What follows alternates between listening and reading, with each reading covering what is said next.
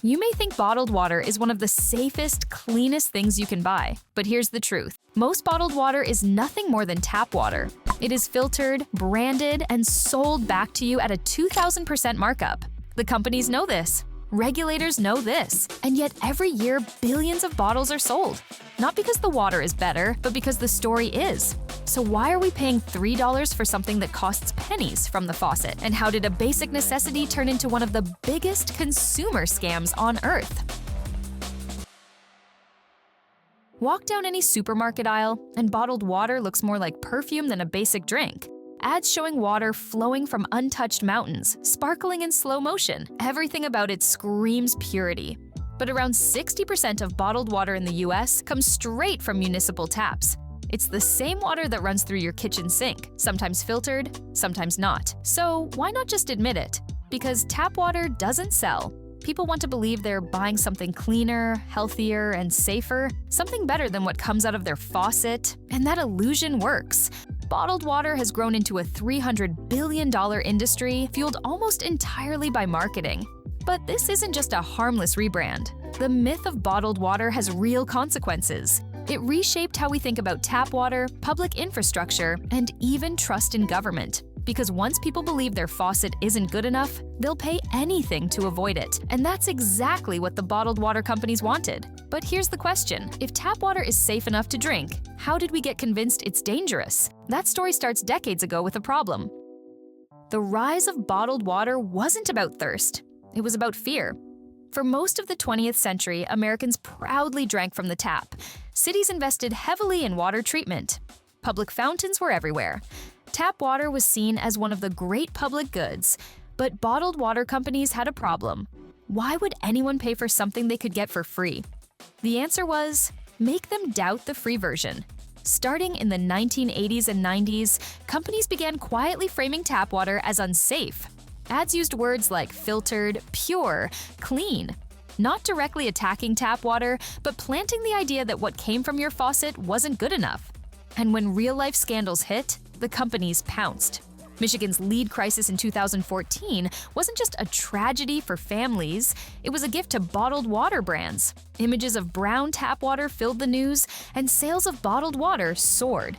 This fear-driven marketing worked. By 2016, bottled water had officially overtaken soda as the #1 packaged drink in America.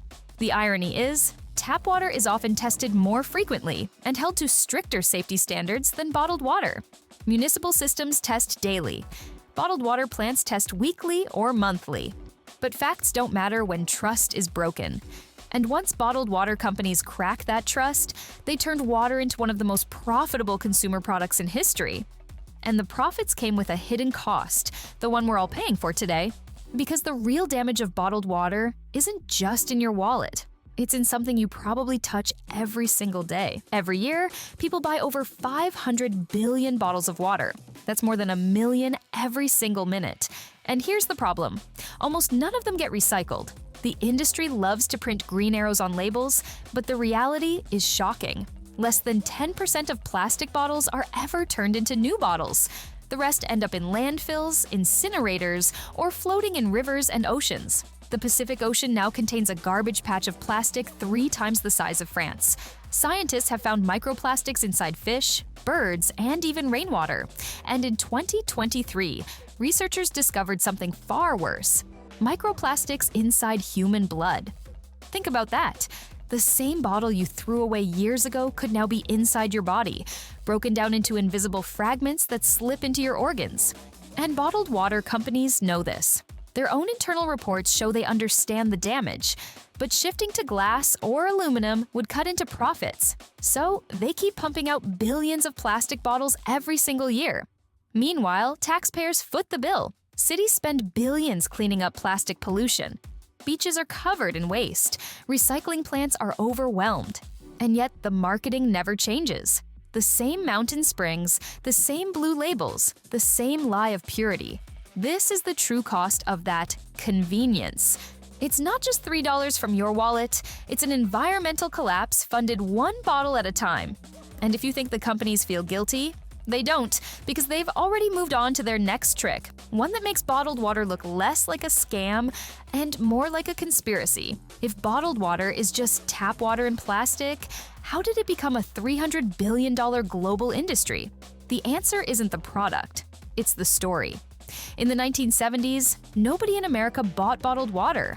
It was seen as pointless. Why pay for something that flows from your sink? But then came Perrier. They didn't sell water, they sold status, sleek green bottles, French sophistication. It wasn't hydration, it was luxury in liquid form. Other companies copied the formula. Evian positioned itself as pure youth. Fiji bottled untouched nature smart water promised intelligence and wellness. And suddenly, water wasn't water. It was an identity. This is called positioning through lifestyle. The liquid is identical, but the bottle becomes a symbol. Drinking Fiji means you're eco-conscious. Evian makes you chic. Smart water makes you modern.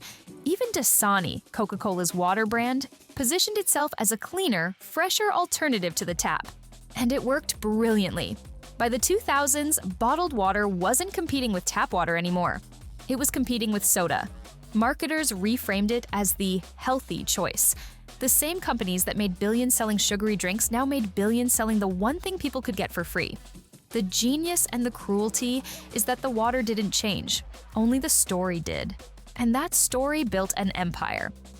But there's one final twist, because if bottled water is built on branding, pollution, and profit, then why does it taste better to so many people?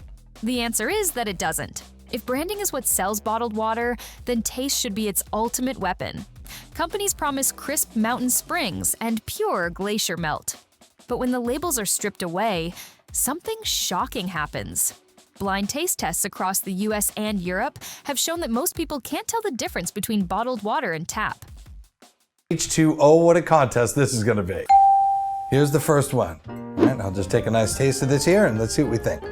With spring water. No. Let's try another one. And I'm going to say that that is artisan water. Oh, I got it. Let's try another one. Artisan water again. No. Time for another bottled water. And I'm going to say that that is spring water. No. Oh boy. All right, let's try another one. Purified water. No. All right, let's try another one.